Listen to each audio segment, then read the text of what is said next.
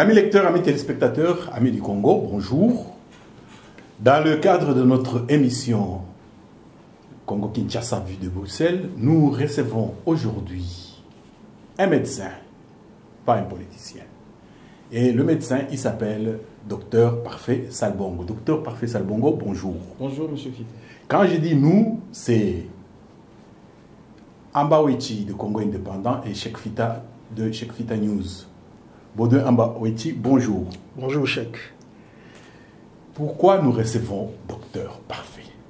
Eh bien, parce qu'il vit actuellement un drame. Il va nous dire quel est ce drame. Et chez nous, on dit, quand le canard est dans la casserole, le coq ne doit pas rigoler. Pourquoi? Eh bien, parce que Docteur Parfait Salbongo, c'est ce qu'on appelle un membre de l'élite, de notre élite, à nous, la communauté congolaise, ici, en Belgique. Ce qu'on lui a fait, on l'a fait à un membre de notre élite. Si nous restons indifférents, c'est que quelque part, nous sommes complices de ce qu'il va dénoncer tout à l'heure. Et donc, nous allons l'écouter, mais avant cela, mon confrère aîné Ambawechi va d'abord nous tracer une biographie de notre invité. Docteur Parfait Salbongo Ebouadou est âgé de 51 ans. Il a fait ses études secondaires au collège Boboto à Kinshasa. Il a été proclamé docteur en médecine en 1993 à l'université de Kinshasa, en chirurgie et accouchement. Après, il est venu à l'ULB où il a fait une équivalence avant d'embrasser 3 spécialités. D'abord, la médecine interne générale à l'Université catholique de Louvain. Ensuite, il a obtenu un brevet de médecine aiguë, toujours à l'UCL. Et enfin, il a un diplôme spécial en matière de maladie de l'hémostase. Nous allons lui demander un peu pour éclairer nos spectateurs la médecine interne générale. Ça consiste à quoi? En fait, c'est une spécialité de la médecine interne qui prend en charge toutes les différentes spécialités de médecine interne, c'est-à-dire un généraliste, mais dans la spécialité de médecine interne. Mais c'est quoi interne là? Ça veut dire interne, c'est-à-dire comme la gastroentérologie, l'hématologie, la diabétologie, mais l'interniste, c'est lui qui rassemble tout, donc il est l'interniste général, c'est lui qui a une vue sur l'ensemble de tout. Et la médecine aiguë? Ça, c'est la médecine des urgences. C'est une nouvelle spécialité en Belgique depuis au moins une vingtaine d'années, que certains, à l'époque, quand nous avons commencé, quand on était spécialiste, il fallait faire la médecine d'urgence pour la prise en charge des patients. Et enfin, la maladie de l'hémostase. Ça, c'est plus les maladies thromboemboliques et que les gens entendent souvent les thromboses veineuses profondes, l'embolie pulmonaire. Donc, c'est une spécialité maintenant en médecine. Ça, j'ai fait ça à Montpellier. Merci bien, docteur Parfait Salbongo. J'allais dire parfait. Et, docteur, dans l'introduction, j'ai dit que vous vivez un drame actuellement, vous, votre femme et vos enfants. Pouvez-vous dire à ceux qui nous suivent quel est le drame qui vous est tombé dessus? Le drame, c'est la vente forcée publique de ma résidence familiale, où je réside à Jette à Bruxelles, par un notaire de ma commune. Comme ça, gratuitement? Donc tout remonte pratiquement en 2011, le 9 mai, avec la rupture unilatérale abusive de mon contrat de travail. Donc j'ai été engagé à l'hôpital, les hôpitaux Iris Sud, comprenant 4 hôpitaux, le Prakops à Anderlecht, Ixelles à l'hôpital d'Ixelles, Baron Lambert à Etterbeek et Molière à la commune de Forêt.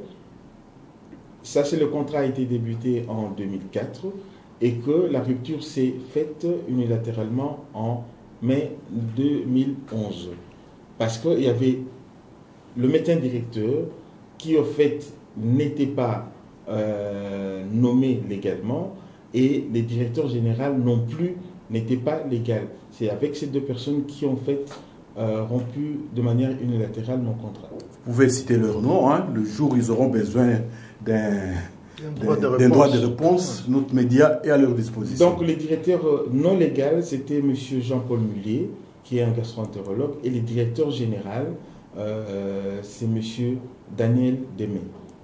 Bien. Et in tempore non suspecto, je me souviens effectivement maintenant, 2011, vers le mois de décembre, je vous avais interviewé. Et ce jour-là, il s'était passé un incident. Vous pouvez rappeler ce qui s'était passé ce jour-là? Oui, c'est ce jour-là, je m'en souviens comme c'était hier, c'était le 1er décembre. C'était le jour de la fin du préavis qui m'a été en fait donné illégalement. Parce qu'ils ont rompu mon contrat le 9 mai 2011. Comme ils n'avaient pas lu la réglementation de médecins, ils avaient mis ça un préavis de 4 mois. Et quand je leur ai fait remarquer ça, ils avaient changé à 6 mois. Donc, ça courait jusqu'au 30 novembre. Mais ils ont dû reporter ça au 1er parce que c'était le jour des élections du conseil médical.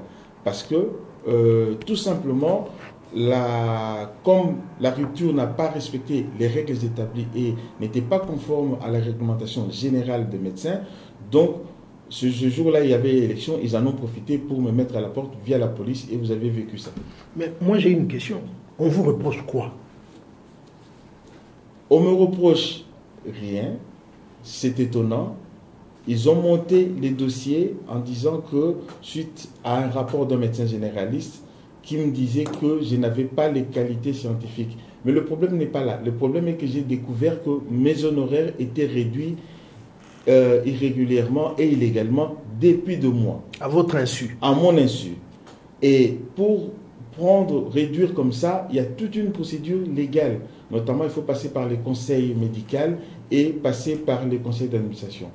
Donc, quand j'ai été consulter sur, bien sûr, la permission de l'ordre de médecins, parce que c'est lui qui valide les contrats des médecins, je me suis rendu compte que les PV, il n'y avait aucun PV où on a repris la réduction mes honoraires. Aucun PV du conseil d'administration? Du conseil médical, parce qu'on a d'abord le conseil médical. Oui. Et tout le problème a commencé là, parce qu'à ce moment-là, le médecin directeur Jean-Paul Mullier était d'abord président du conseil médical.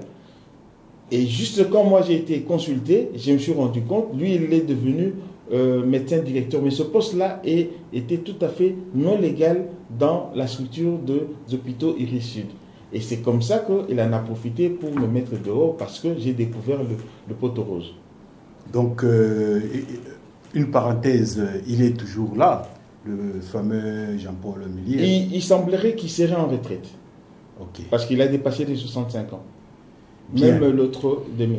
Oui, mais ça n'empêche pas que si les faits sont établis qu'ils soient poursuivis, ou bien s'ils pensent qu'ils ne peuvent pas être poursuivis. En tout cas, je le répète, notre émission est là, ils n'ont qu'à venir donner leur version des faits. Baudouin? Mais en vous écoutant parler, vous revenez souvent sur un adverbe, illégalement. Illégalement. Est-ce que vous pouvez expliquer pourquoi vous dites que la décision qui vous a frappé, donc la rupture du contrat, est illégale? Tout simplement parce que les hôpitaux, en fait, dépendent de CPS de la région de Bruxelles-Capitale. Donc nous avons des statuts et nous avons la loi qui recommande, au fait que les hôpitaux, comme ce sont des hôpitaux publics, doivent respecter. Donc il y a toute une procédure pour être nommé médecin directeur et pour être nommé directeur général. Je prends dans le cas d'espèce, par exemple, le directeur général. Dans les jargons de la fonction publique, il est appelé fonctionnaire dirigeant, mais qui révèle le caractère du directeur général. Or, nous avons une décision du Conseil d'État qui démontre que, à cette époque, le fonctionnaire dirigeant, c'était un autre monsieur que le monsieur qui a établi ma rupture unilatérale. Mais pour une bonne compréhension de nos spectateurs, êtes-vous en train de dire que celui qui a pris l'initiative de rompre votre contrat n'avait pas la compétence pour le faire? C'est ça? Tout à fait, c'est ce que je veux dire.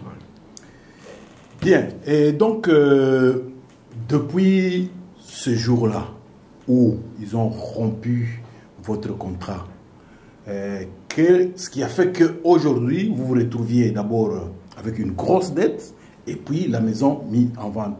Quelles sont les étapes? Qu'est-ce qui s'est passé dans l'entretemps? Donc, il y a eu cette rupture et avec un préavis. Donc, le préavis a pris fin, comme vous savez, le 30 novembre et le premier ils m'ont mis dehors. Mais comme ils avaient pris mes honoraires, donc moi j'ai été devant le cours des tribunaux de Belgique pour faire valoir mes droits. Et tous les problèmes ont commencé là. Donc, les créances, entre parenthèses, pour en arriver là, qu'ils me demandent pour payer, sinon ils vont vendre ma maison, ce sont les frais de justice. Les frais de justice pour 3 décisions. D'abord, ça a commencé par 8 000, ensuite 12 000 et 15 000. Mais là où le bas blesse, je vais vous montrer un document. En tant que médecin, puisqu'il n'y a pas d'argent qui manque pour payer, en tant que médecin, j'ai ce qu'on appelle une protection juridique. C'est-à-dire que quand je vais en justice, tous les frais sont pris en charge par une assurance. J'ai ici la lettre du 18 mai 2011. C'est l'assurance DAS qui écrit. Et je peux lire, comme ça les gens comprendront. Donc on écrit à mon avocat, Maître, nous vous prions de trouver 6 juin copie des pièces de notre dossier. Dans le cadre des garanties reprises dans la police souscrite par notre assuré, moi, Dr Salibongo, nous vous remercions d'assurer la défense de ses intérêts dans ce litige qui l'oppose aux hôpitaux Iricide suite à la réduction unilatérale de ses honoraires et à la résiliation de son contrat. Ça, c'est l'assureur qui écrit. Ça, c'est l'assureur qui écrit. C'est déjà assez sérieux quand même. C'est déjà assez sérieux. Donc, mon avocat est allé en justice et on a commencé la procédure. Donc, nous sommes allés au niveau des juridictions du travail pour faire valoir nos droits. Et à ce moment-là, nous avons constaté que les décisions qui étaient prises, ce qui est grave, la première décision au niveau de la première instance, au niveau du tribunal du travail, m'est condamné, moi, à payer 3 000 euros. Alors, mon avocat a interjeté appel pour aller au niveau de la cour d'appel. Et au niveau de la cour d'appel, ce sont des décisions de référé. Donc, les avocats qui me suivent, les décisions de référé, on ne peut pas payer ça parce que c'est en urgence. Et c'est avec ces 3 décisions, parce qu'ils ont sorti 2 décisions, en changeant les qualités même du directeur général et de médecin général. C'est avec ces 3 décisions que nous aurons cette créance de 8 000 augmentée d'intérêt de huissier qui arrive maintenant à 15 000. Donc ça, vous me suivez. Alors, le problème ne se posait pas puisque mon avocat a la garantie de l'assurance. Donc mon avocat a demandé à l'assurance de pouvoir payer. L'assurance a refusé. Pourquoi?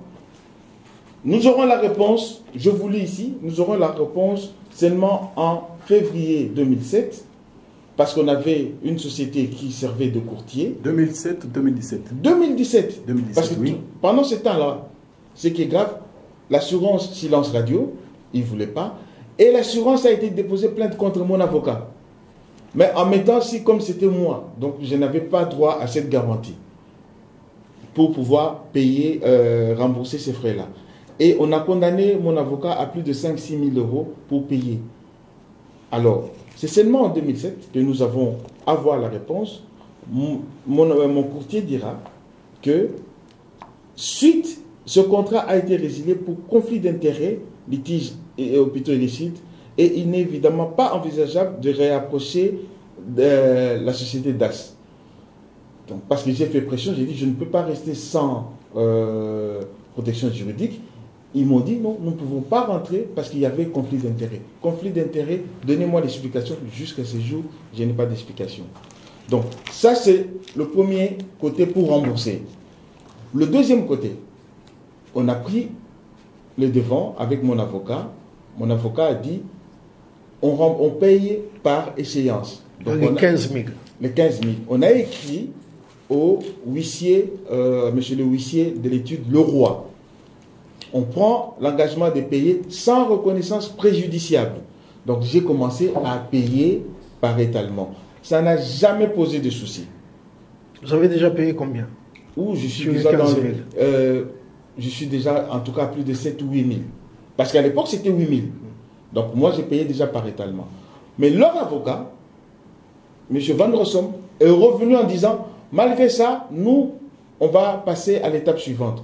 Donc, de l'autre côté, le huissier qui perçoit son argent, et une parenthèse, Le mois passé, l'étalement, je n'ai pas payé. Le huissier me demande de continuer à payer. Dans l'entretemps, c'est un autre huissier qui engage la vente de ma maison. Donc, vous comprenez ce qui se passe. Alors, toujours pour cette créance, on a pris les biens on a fait une saisie immobilière. Toujours pour cette créance, on a retenu 2 fois de suite le remboursement d'impôts. Toujours pour cette créance, on m'a retenu 2 mois de salaire.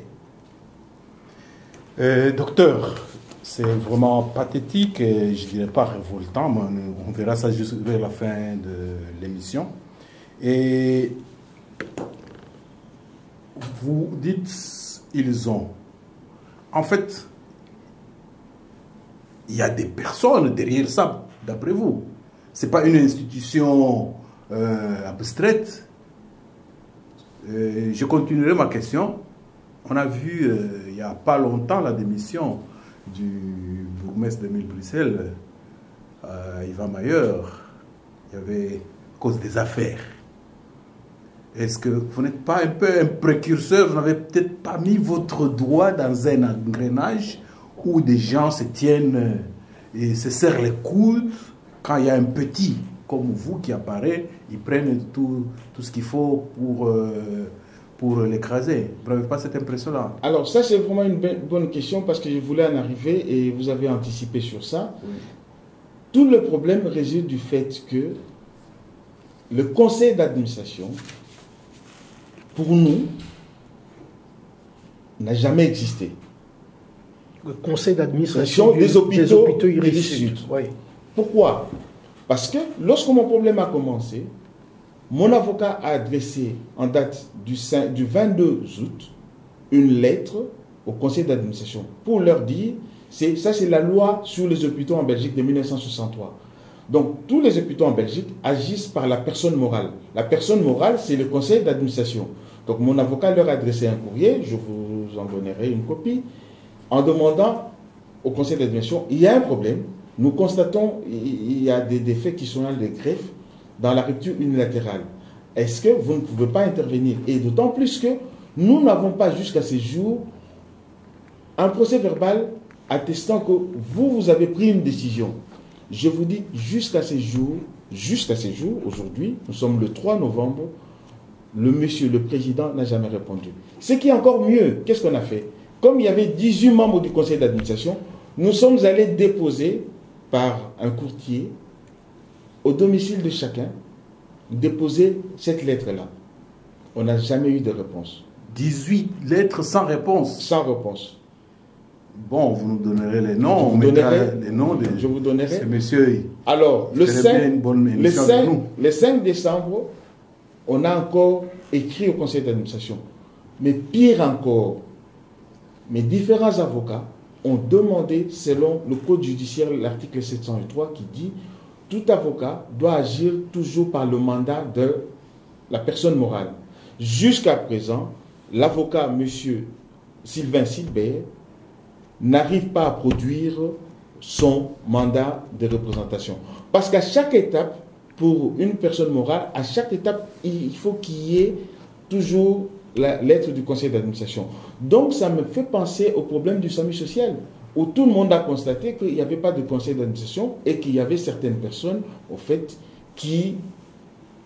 C'est la coulée douce. Mais finalement, qui est le créancier qui vous réclame notamment ce montant? Ça, c'est la bonne question. Et c'est là où je demande si nous sommes dans un état de droit, on pourrait savoir. Pourquoi? Parce que déjà avec ces 3 fausses décisions qui constituent la créance, mon avocat, mes avocats, parce que je dis entre parenthèses, le tout premier, Maître Sabakonzi, est en voie de radiation. Toujours pour mon cas. Et on lui a bien spécifié, ad vitam ad aeternam, il ne peut plus défendre le cas du docteur Salibongo. Donc attendez. Donc votre avocat est en passe d'être radié à cause du fait qu'il s'occupe de votre défense. Qui s'occupe de la défense de Dr Salibongo. C'est écrit noir sur blanc. On lui reproche quoi? On lui reproche qu'il défend un citoyen qui se bat pour sa cause, dans un état de droit. Oui, je me souviens effectivement qu'il se plaignait de l'état de droit dans l'interview de 2011. Bien. Baudouin, oui, on ne va pas tomber dans le complotisme. Oui, c'est ça. Mais moi, je voudrais poser une question. Avez-vous, au moment où nous parlons, épuisé toutes les voies de recours judiciaires? Alors, ça, c'est une bonne question. Permettez-moi de prendre le temps pour vous expliquer. Peut-être vous comprendrez où nous sommes, et nous sommes un peu dans la procédure judiciaire. Oui. C'est-à-dire qu'avec ces créances-là, comme on a constaté que cette décision-là était fausse, mon avocat a engagé une procédure pénale. Donc, le pénal tenant les civils à l'État, donc nous devions continuer à la fin du pénal. Mais curieusement, vous allez être étonné, puisqu'on a introduit la plainte pénale le 30 octobre 2012, et je vous dis, le 12 mars 2015, le président de la Chambre du Conseil va commettre un faux. C'est-à-dire, il va émettre 2 ordonnances pour la même cause. La première ordonnance, il déclare non-lieu pour la procédure pénale suite à cette décision-là. Et il condamne l'État à 3 000 €. Mais lorsque nous, interjoncteurs, l'appel, nous allons consulter les dossiers, on découvre une autre décision où c'est moi qui suis condamné à payer 21 €. Donc je vous laisse la décision qui est là. Je vous laisse la décision qui est là. Oui, nous mettrons en pièce sur voilà. la vidéo. Et pire encore, puisque nous avons récusé le juge d'instruction parce qu'il n'avait pas fait des devoirs complémentaires, à la Chambre du Conseil, le juge d'instruction ne sera pas là. Ce sera le président lui-même. Et que ce n'est qu'après, on va désigner un autre juge pour faire les devoirs complémentaires. Mais l'autre juge va, en fait, refuser de faire en disant que non, le président a déjà pris une décision au niveau de la Chambre du Conseil. Donc, ça c'est l'aspect judiciaire. Alors, qu'est-ce qu'ils ont fait? Puisque nous étions en procédure judiciaire et que mon avocat tenait le coup, donc ils ont engagé une procédure d'éradication de mon avocat. Il, qui? Les avocats de la partie adverse. Okay. Le barreau. C'est le barreau de Bruxelles. Oui, mais la plainte a été déposée par l'un des avocats de la partie adverse, oui, soit des hôpitaux Iris Sud. Et en conséquence, mon avocat, en pleine séance au mois d'août, si j'ai bonne mémoire, ou septembre 2016, le bâtonnier va se déplacer pour lui demander de quitter la plaidoirie. Et je serai condamné par défaut. Et au même moment, ils ont entamé une procédure pour réclamer ces créances, donc ces frais-là, qui pour nous étaient émanés d'une des fausses décisions. Donc, ils ont engagé par une décision unilatérale. C'est eux-mêmes qui sont allés devant un juge en disant « désignez-nous un notaire pour vendre ».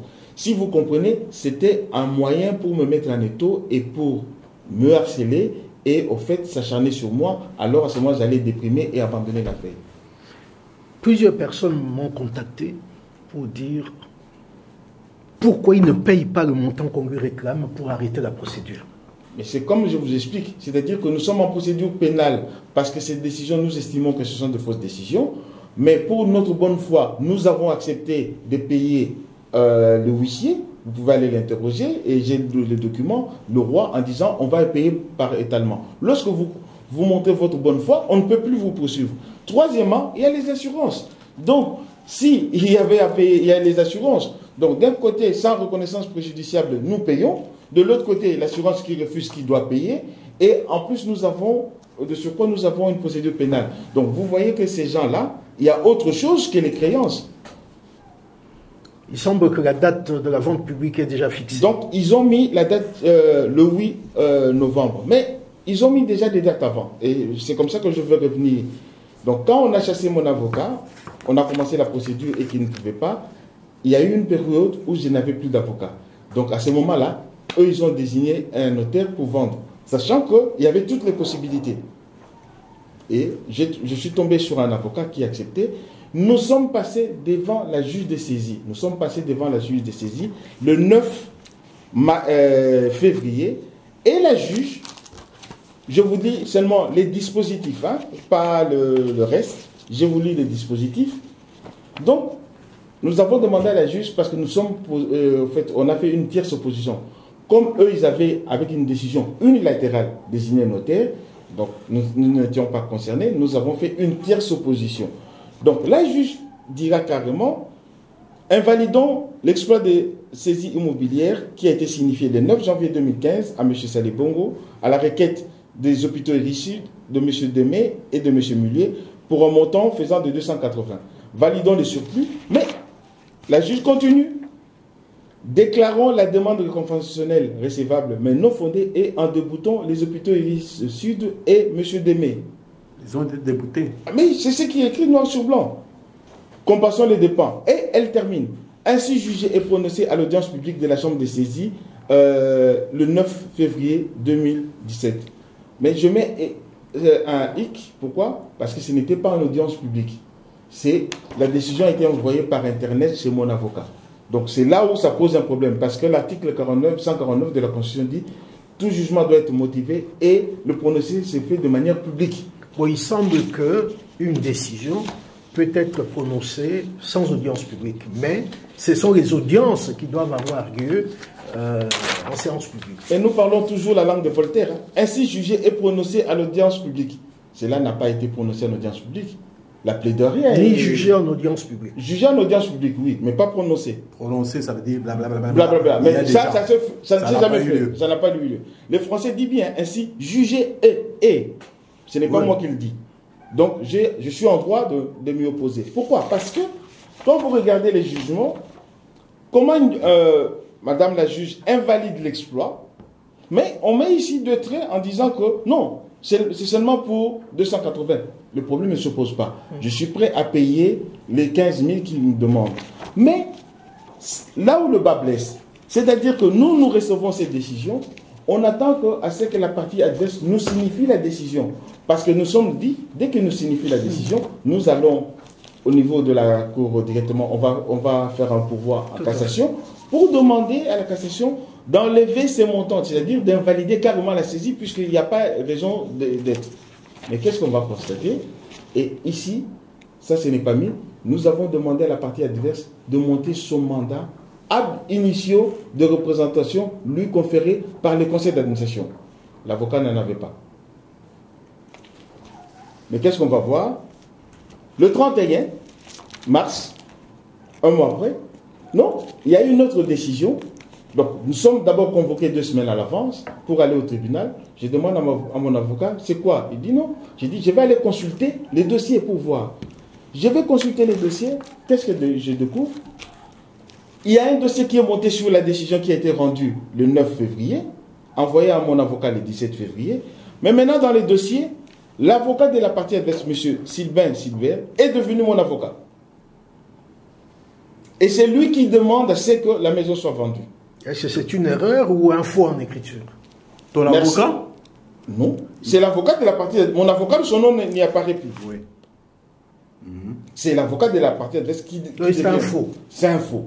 Et de ces pièces découle maintenant la décision du 31 où maintenant le juge demande à ce que le notaire poursuive sa mission.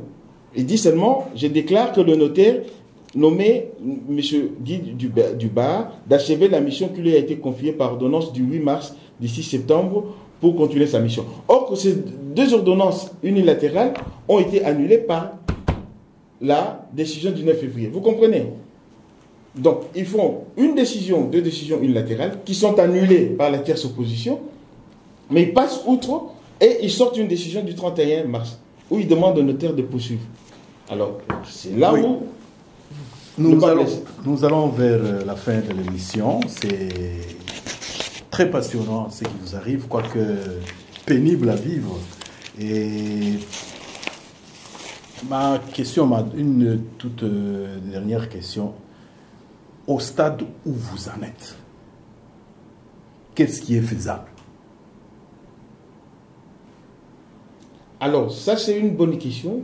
Ce qui est faisable, c'est ce que mon avocat a écrit au notaire en lui disant qu'il ne respecte pas les règles de droit. C'est-à-dire qu'il n'est pas impartial. On ne connaît pas les créanciers. Et de 3, jusque-là, le conseil d'administration des hôpitaux Iris pas de mandat est inexistant. Alors, je me bats contre qui? Je me bats contre 2 avocats avec peut-être des gens qui sont derrière, qui se font passer pour les hôpitaux Iris-Sud. Donc ça pose un sérieux problème. Donc on ne sait plus en face de qui nous sommes.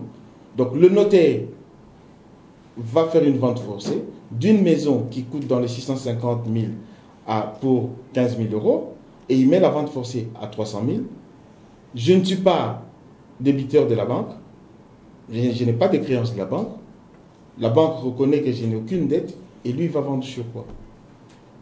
Et l'argent ira chez qui?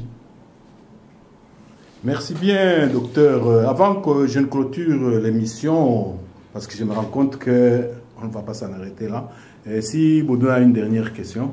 Bon, je vais peut-être poser une question qui tombe sous le sens. Vous êtes un peu victime d'un acharnement. Tout à fait. Qui serait derrière cet acharnement, selon vous? Et pourquoi? Moi, je pense que le fait que le conseil d'administration n'existe pas et que ces avocats-là vont en justice sans mandat de représentation, c'est-à-dire qu'il y a des gens derrière qui, au fait, à un moment donné, ils ont bénéficié d'une certaine largesse.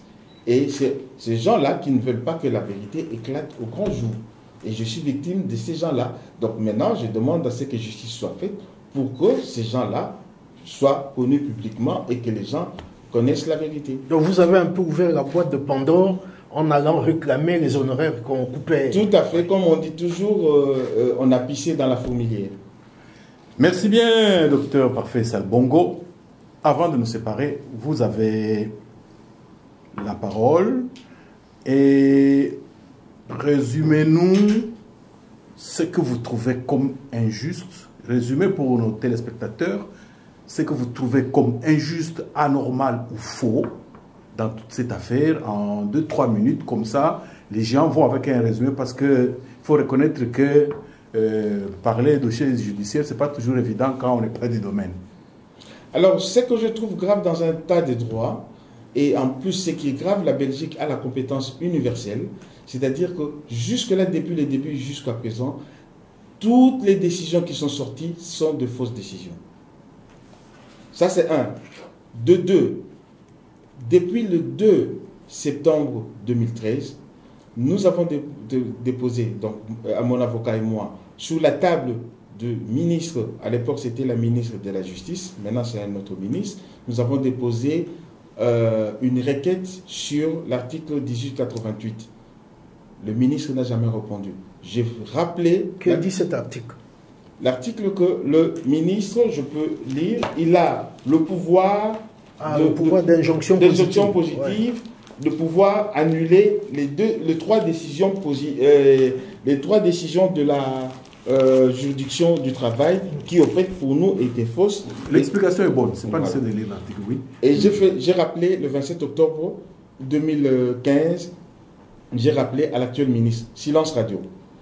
J'ai écrit au Premier ministre à plus de 2 reprises, c'est seulement son chef de cabinet, silence radio. J'ai écrit au président du Parlement à plusieurs reprises et j'ai fait à 2-3 reprises des pétitions au niveau du Parlement à la commission justice pour expliquer mon cas. Silence radio. J'ai écrit à 2 ou 3 reprises au Conseil supérieur de la magistrature pour démontrer tous ces faux qui sont commis dans un état de droit. On me répond toujours, ce n'est pas notre problème, trouver un avocat.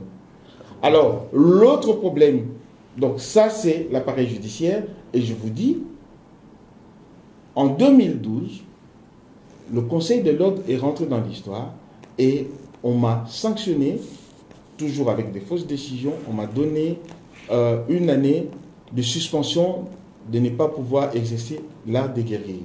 J'ai fait appel à cette décision et je suis resté, donc j'allais tous les 3 ou 4 mois convoqué au niveau de la seconde instance du conseil d'appel et ils ont sorti une décision en novembre 2015 où ils me suspendaient pour 2 mois. Mais cette décision-là, c'était une copie conforme et pour nous, c'était une fausse décision. Et avec ça, ils m'ont réclamé des frais à payer aux mutuelles et même à l'ENAMI. Donc, pour vous dire que je me pose la question, pourquoi cet acharnement et pourquoi toujours de fausses décisions et pourquoi ces gens-là n'appliquent pas les règles de droit requises dans un état de droit. Merci beaucoup, docteur Parfait Salbongo. Amis lecteurs, amis téléspectateurs, vous avez dû vous en rendre compte, on aurait pu continuer encore 1 heure de temps et on n'aurait pas fini, mais pour des contraintes communicationnelles, nous sommes obligés d'arrêter là. Et qu'est-ce que nous avons comme appel? D'abord, vous avez dû vous rendre compte qu'on a vraiment marché sur les œufs. Pourquoi? Parce que nous, en tant que journalistes, nous sommes tenus à une certaine éthique. Et notre invité qui est médecin est également tenu à une certaine éthique. Et là où l'affaire se passe, dans le monde judiciaire, et les avocats et les juges sont tenus aussi à une certaine éthique. Donc, il se pourrait qu'il y ait par-ci, par-là, quelques dérapages involontaires, mais nous sommes ouverts pour tous ceux qui ont été cités. Nous pensons que c'est dans leur honneur de venir apporter l'autre son de cloche et à la rigueur faire une émission de son de cloche où notre invité parle et eux parlent parce que on le voit tout petit, tout seul, face apparemment à une machine. Et avoir la façon dont c'est conduit, on se rend compte que la machine est bien huilée et bien organisée. Et malheureusement, il y a eu en Belgique, il n'y a pas longtemps, les affaires. Est-ce que notre invité, il n'a pas par hasard mis le doigt à un endroit où il ne devait pas mettre le doigt? À vous qui nous suivez de répondre, à tous ceux qui sont intéressés par ce dossier. Donc, de réagir, nous laisserons des numéros où vous pouvez réagir ou des emails. Mais nous pensons que pour nos compatriotes, les Congolais qui vivent en Belgique, voilà ce qui arrive à un grand médecin. Parce qu'on n'est pas médecin comme ça, on dort le soir, on se réveille le matin, on devient médecin. Il aurait passé toute cette énergie, tout ce temps à soigner les gens. Maintenant, on l'oblige à courir les tribunaux. Et maintenant, si ça devait arriver à quelqu'un qui n'a ni la notion de médecine, ni la notion de droit, et l'appel est lancé. S'il faut une pétition pour soutenir le docteur, faites-le. Et si vous pensez que la vente de sa maison est irrégulière, s'il vous plaît, ne restez pas indifférent. Sur ce, nous vous remercions. Nous, c'est Baudouin Ambawechi de Congo Indépendant et Cheikh Fita de Cheikh Fita News.